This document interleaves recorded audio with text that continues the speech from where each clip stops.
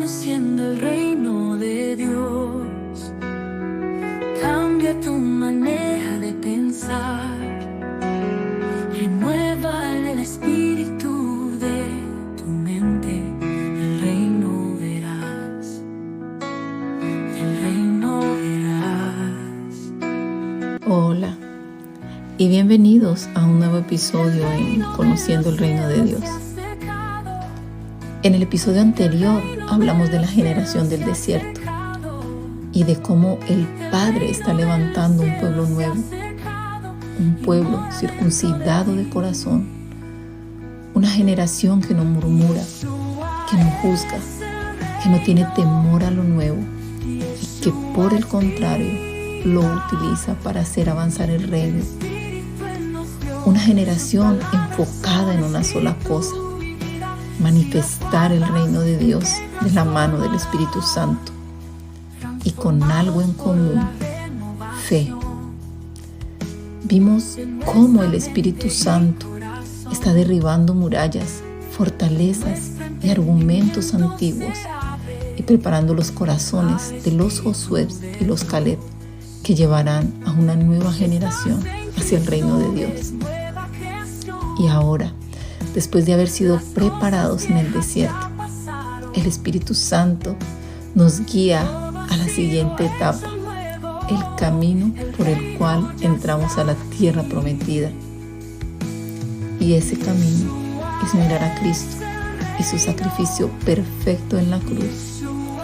Así que acompáñame en este nuevo episodio donde seguiremos profundizando en el corazón del Padre y conociendo el reino de Dios. Vamos a empezar este episodio hablando de la cruz. Y aunque para algunos la cruz fue el final, para nosotros fue el comienzo del nuevo pacto y la puerta de entrada al reino anunciado por los profetas, por Juan el Bautista y por Yeshua. ¿Y por qué dijo que fue el comienzo? Porque en todo pacto o en todo convenio, en lo natural, siempre hay una firma o un sello que le da validez a ese contrato o a ese pacto. Pues en el reino de Dios no es diferente. Ese sello o esa firma en este pacto eterno se hizo en la cruz. Y la tinta con la cual se firmó fue la sangre de Yeshua, la sangre de Cristo. Así que esta sangre preciosa, la sangre del mismísimo Dios, se convirtió en el antídoto para la humanidad. Ahora quiero que nos traslademos en la línea de tiempo, al tiempo actual, y veamos cómo el desierto es el lugar de transición y del proceso. Y aquí volvemos a unir esta enseñanza con la enseñanza anterior, la generación del desierto. El desierto es el lugar de transición, es el lugar de proceso. Y vamos a ver también cómo la sangre del mismo Dios fue ofrecida en la cruz para salvación, para bendición. Él se hizo maldición para que nosotros fuéramos bendición. Y para esto quiero que vamos al libro de Oseas. Así que te invito a que busques en la Escritura el libro de Oseas, capítulo 2, verso 14. Y dice: pero he aquí que yo la traeré y la llevaré al desierto y hablaré a su corazón. Y le daré sus viñas desde allí y el valle de Acor por puerta de esperanza. Y allí cantará como en los tiempos de su juventud y como en el día de su subida de la tierra de Egipto. En aquel tiempo, dice Yud-Hed-Bat-Hei, me llamarás Ichi y nunca más me llamarás Baali. El Padre no quiere que lo veamos como un amo religioso, Baali, sino como el esposo que ama, que conquista y que restaura, que es lo que significa la palabra Ishi, esposo. Y por eso lleva al pueblo o nos lleva al desierto, a la prueba, pero no para castigar, sino para hablar al corazón, porque solo en el desierto caen las murallas, la religiosidad, la mentalidad de esclavitud y nace la intimidad del reino. Cuando vemos la cruz o cuando venimos a la cruz y al nuevo pacto y le permitimos al Espíritu Santo empezar esta transformación, Él circuncida nuestro corazón, empieza a eliminar la levadura. Y no es un proceso instantáneo, es un proceso. Por eso habla del desierto. Y sabemos que esa levadura representa el pecado y también murallas y fortalezas que hay en nuestra mente, patrones que se repiten en nuestra vida por miedos, ansiedad o creencias limitantes que no nos permiten avanzar. Allí en el desierto empezamos un tiempo de redención, un tiempo de restauración.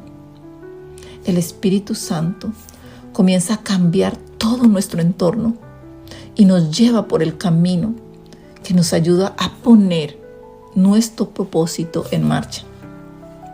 Muchas personas se enfocan en descubrir los misterios, las grandes revelaciones que se encuentran en las Escrituras. Y eso está bien, porque nos da luz. Y otras personas recorren las Escrituras año tras año, repitiendo el mismo recorrido, el mismo patrón, al igual que el pueblo de Israel en el desierto. Pero el objetivo del Padre es transformar nuestra vida. No que estemos llenos de conocimiento. Eso es importante. Podemos hacer todo esto, leer la Escritura, y es importante, como lo he dicho, porque nos da luz. Pero lo más importante es enfocarnos en nuestra transformación. Ese es el enfoque principal del nuevo pacto, que seamos transformados a la imagen del Hijo y que nuestra mente sea la mente de Cristo. Y eso solo se puede lograr con la ayuda del Espíritu Santo, no con letra. Por eso Pablo nos dice en la Escritura que la letra mata, pero el Espíritu es el que trae vida. El antiguo pacto era la sombra del nuevo. Y quiero poner un ejemplo. Por ejemplo, una foto. En una foto, antes de ver todo muy claro, lo primero que vemos es el negativo. Los que son fotógrafos saben, tienen que sacar un negativo. Pero la foto es la que te muestra los detalles ya realizados. Pues el antiguo pacto nos mostró como un negativo, como una sombra, las escenas de la cruz. Y quiero que vayamos al antiguo pacto o a toda la Escritura para que veamos las sombras, ese negativo, como digo yo, de la cruz. Y para ello quiero que empecemos desde Génesis. No vamos a hablar muchísimas cosas porque hay muchísimas sombras, muchísimos negativos, como digo yo, de la cruz. Pero vamos a traer simplemente algunos. Y en Génesis 40 podemos ver una de esas sombras. Y es cuando Jacob, o también llamado Israel, bendice a los hijos de José, haciendo una cruz con sus manos y poniendo sus manos sobre Efraín y Manasés. Ahí podemos ver la cruz y los hijos de José representando a los 2 testigos que habrían al lado de Cristo. Sobre uno cae la bendición. Y así fue. En la cruz vimos como uno de ellos, Yeshua, le dijo: hoy estarás conmigo en el paraíso. Y el otro murió. También lo vemos con José. Sabemos que José es un prototipo de Cristo, del Mesías. En la prisión, 2 prisioneros. Uno vive, otro muere. Igual que en el Calvario, 2 testigos, 2 al lado de Yeshua. Uno vive, uno muere. El Salmo 22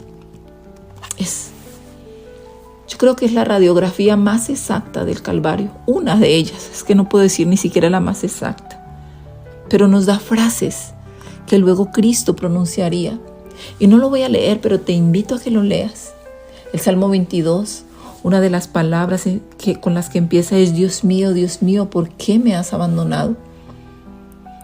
Hay otro versículo que dice: horadaron mis manos y mis pies, repartieron mis ropas. Y así podemos ver todo eso que veríamos luego en la foto que nos muestran los evangelios. En Mateo 27:35 dice Mateo que repartieron sus ropas. En Mateo 27:39 meneaban la cabeza. En Mateo 27:43 confió en Dios, líbrelo ahora. En Juan 19:28 tengo sed. En Juan 19:30 consumado es. Vemos cómo cada palabra, cada acto que tenía que cumplir Yeshua fue escrito en el antiguo pacto. Vimos también en la vida de Abraham, cuando lleva a Isaac al sacrificio.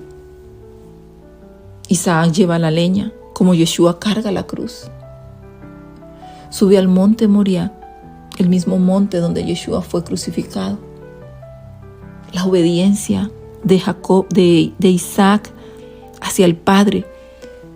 Yeshua obedeció al Padre hasta la muerte. El cordero inmolado, como el cordero que estaba enredado en la zarza. El mismo Dios se proveyó de cordero. Toda la escena profética del Calvario. Otra escena que nos muestra la cruz es la Pascua en Egipto. La sangre del cordero. Llevar el cordero hasta el día 4. Sacrificarlo en la puerta. La sangre en los dinteles de la puerta. Todo esto nos estaba hablando del sacrificio de Yeshua en la cruz.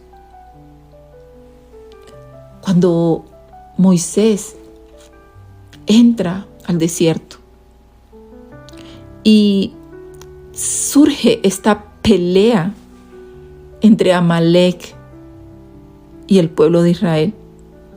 Una pelea que el mismo Padre dijo que Él mismo la vencería.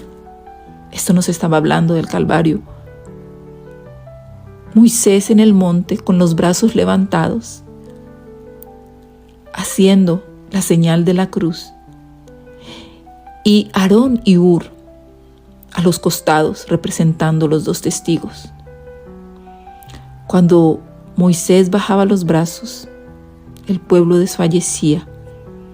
Pero cuando Moisés levantaba los brazos, el pueblo vivía, representando la cruz. Y muchos episodios donde podemos ver la manifestación de la cruz. Pero para que no se nos alargue demasiado, quiero terminar con un episodio que nos muestra la cruz. Y es un capítulo que encontramos en Números 21 sobre las serpientes ardientes. Israel pecó en el desierto y se levantan serpientes ardientes que los mordían y morían. Pero el Padre le dice a Moisés: hazte una serpiente de bronce, ponle un asta y levántala, y todo el que mire hacia la serpiente vivirá. ¡Wow! Pero tú te dices, ¿cómo eso puede representar a Cristo? Porque el mismo Cristo lo dice en Juan 3:14. Como Moisés levantó la serpiente, así es necesario que el Hijo del Hombre sea levantado. Y muchas veces me pregunté, ¿por qué una serpiente? Así que vamos a terminar este capítulo meditando en ello. También en cómo la sangre del mismo Dios fue la que se derramó en el madero, convirtiéndose en el antídoto para el pecado. Cuando le pregunté al Señor: Señor, ¿por qué una serpiente? ¿Por qué una serpiente? Él respondió a mi espíritu y me dijo: la serpiente representa el pecado, el veneno, y la sangre del cordero que fue derramada sobre la cruz se convirtió en el antídoto contra el veneno del pecado. Y cumplió con la exigencia de la ley que dice que sin derramamiento de sangre no hay perdón de pecado. Sabemos que en lo natural, nosotros lo sabemos, en la natural la sangre es la que da vida a toda carne. Pero también hemos entendido, cuando entendemos el reino, cuando entendemos el espíritu, el mundo del espíritu, sabemos que hay muchos hombres y mujeres en el mundo que caminan, que tienen sangre en su cuerpo, pero que están muertos espiritualmente. Y esto no lo digo yo, lo dice Pablo en Efesios 2:5. Y nosotros estábamos muertos en nuestros delitos y pecados, y Cristo nos dio vida juntamente con Él. Vamos a ver el mandamiento que nos confirma esto, y cómo esa sangre, cuando el Padre habla de la vida está en la sangre, no solamente se está refiriendo a la sangre que le da vida a un cuerpo, sino que era a su propia sangre, a la sangre del Cordero, quien nos daría la vida eterna. Vamos a Levíticos 17, verso 11. Levíticos 17, verso 11. Y dice: porque la vida de la carne en la sangre está. Y quiero que, si tú estás leyendo, resaltes esta siguiente porción. Y yo os la he dado para hacer expiación sobre el altar por vuestras almas. Quizás si lo estuviéramos viendo en lo natural, lo estaríamos viendo diferente.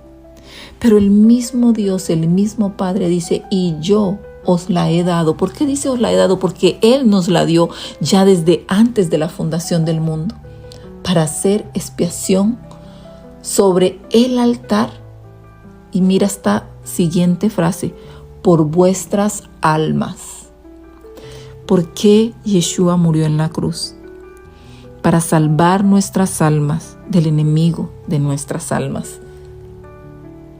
Es su sangre la que nos salva del pecado. Es su sangre la que nos salvó en la cruz de la maldición. Cuando Yeshua se encontraba en la cruz, estaba literalmente cumpliendo Génesis 3:16. Estaba pisando la cabeza de la serpiente. Sí, la serpiente nos mordió, y nos mordió a todos. Nos picó, digámoslo así, o nos mordió. Pero Él, en ese mismo momento, le estaba pisando la cabeza a la serpiente, como fue profetizado por el Padre.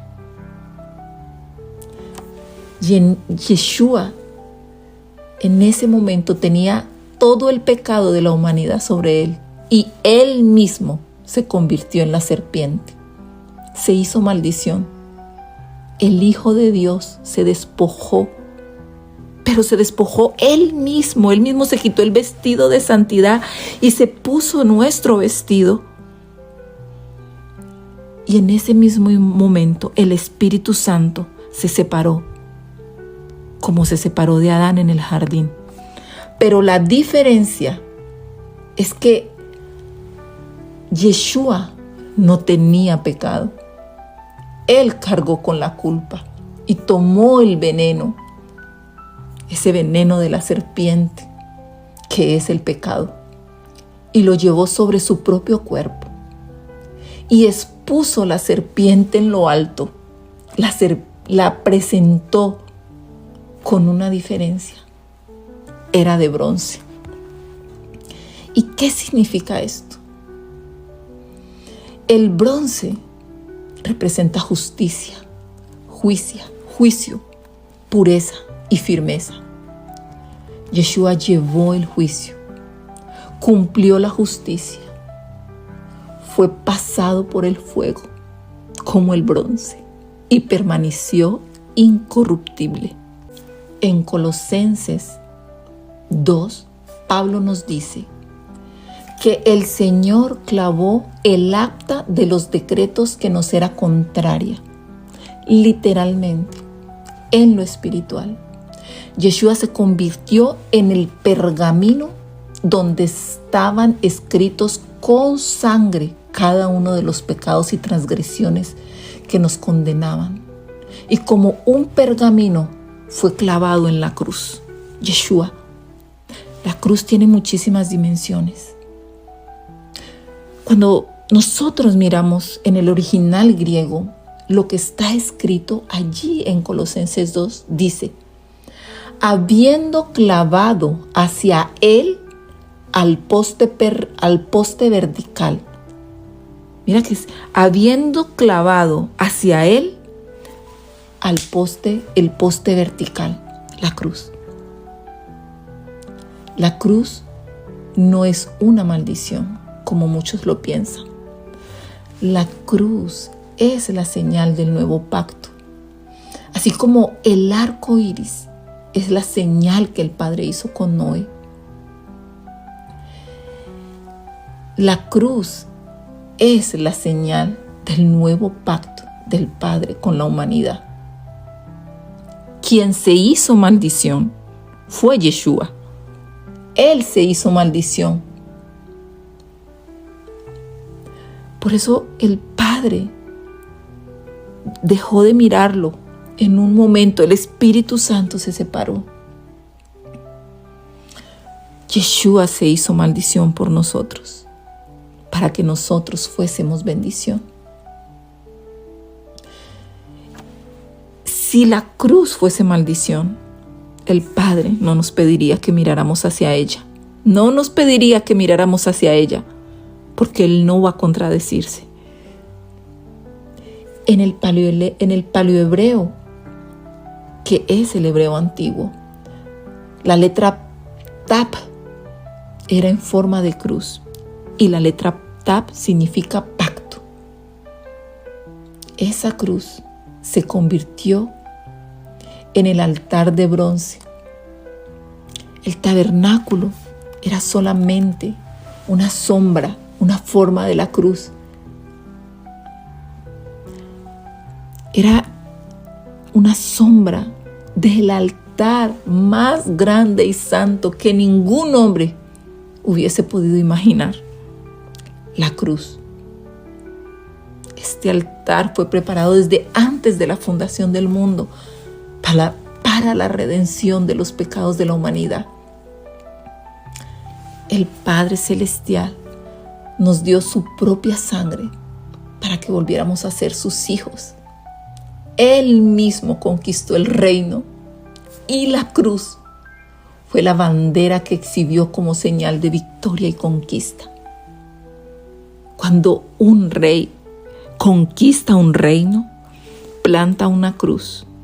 Y esa cruz, Yeshua, su sacrificio perfecto, fue la cruz que el Padre plantó, diciendo: he vencido, yo he vencido.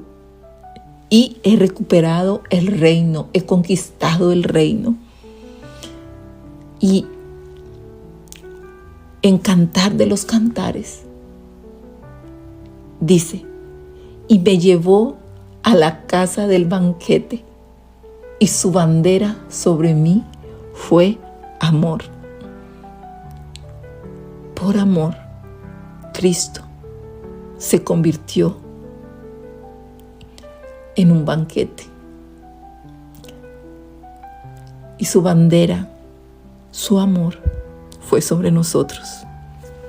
En conclusión, no es el conocimiento, no es la revelación, es que entendamos que asimismo como Cristo vivió su proceso en la cruz, cuando la cruz se manifiesta a nosotros, debemos permitir que el Espíritu Santo empiece esa transformación en nosotros hasta llegar a convertirnos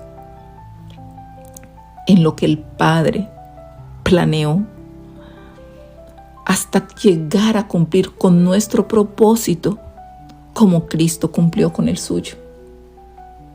Así que quiero terminar haciendo una oración y Espíritu Santo, yo te agradezco. Te doy gracias porque cada vez tú nos atraes más hacia ti, hacia esa transformación preciosa que tú quieres hacer en nuestras vidas. Gracias por la cruz. Gracias por tu pacto eterno. Gracias por Yeshua, por el Cordero inmolado desde antes de la fundación del mundo. Revélanos este profundo significado para nuestras vidas, para nuestra transformación. Que la cruz no sea para nosotros un símbolo, sino esa puerta por donde entramos a nuestra transformación y a nuestro propósito. Allí, Señor, donde así como Cristo te dijo: he terminado el propósito por el cual me enviaste, nosotros podamos decir un día: Padre, he terminado el propósito por el cual tú me enviaste. Gracias, Señor, en el nombre poderoso de Yeshua. Si este capítulo ha sido de bendición, te invito a que te suscribas y a que lo compartas y que le des a la campanita. Y te espero en nuestro próximo episodio para que sigamos conociendo el reino de Dios. Hasta pronto.